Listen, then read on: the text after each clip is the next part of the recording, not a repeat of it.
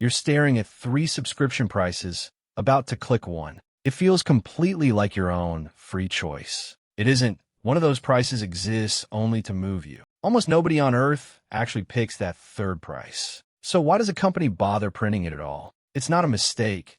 Someone put there on purpose. It's probably already worked on you this month. Let's catch it happening live in the next few minutes. Restaurant menus quietly do the exact same trick. Picture a movie counter, small popcorn for $3. Large popcorn sits next to it for $7. Most people just grab the small and move on. Now the counter adds a medium $6.50, barely cheaper than large. Suddenly way more people walk out with a large. Almost nobody ever actually buys that medium. So what exactly just happened at that counter? Researchers asked this same question back in 1982. Joel Huber, John Payne, and Christopher Puto ran the study. They gave people 2 roughly equal, genuinely good options. Then they added a third option, worse on every measure. Worse than one option completely, worse than the other only partly. Choices shifted hard toward the option the bad one resembled. They named the pattern the decoy effect. That original finding has held up across decades of research.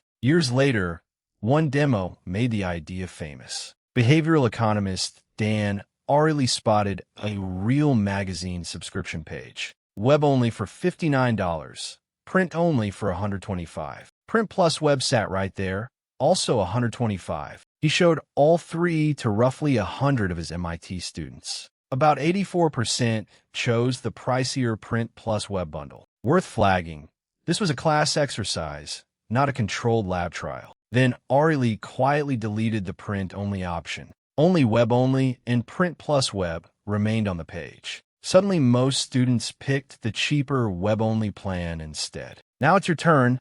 No pausing needed. Picture small popcorn, $3. Large popcorn, $7. And a medium $6.50 sitting right between them. Silently pick the one you'd actually buy right now. Got your pick locked in your head.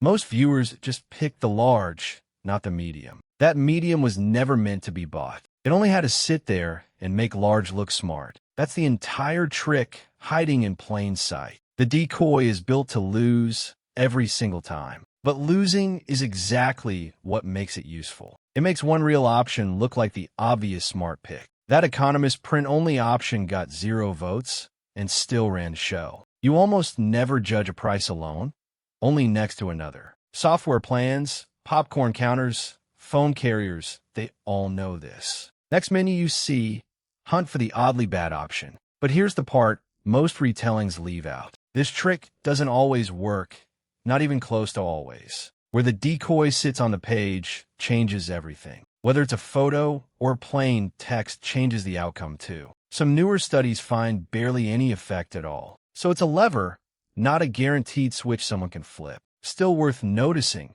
even if it won't always fire. Your brain compares options by default, whether you like it or not. Next time you're staring down a pricing page, count the options and ask which one nobody could want. That option is usually your clue, not your choice. Now you'll actually see the menu instead of just the price. That quiet nudge has a name now, the decoy effect. There's a whole map of curious questions waiting at hello Curioo.com.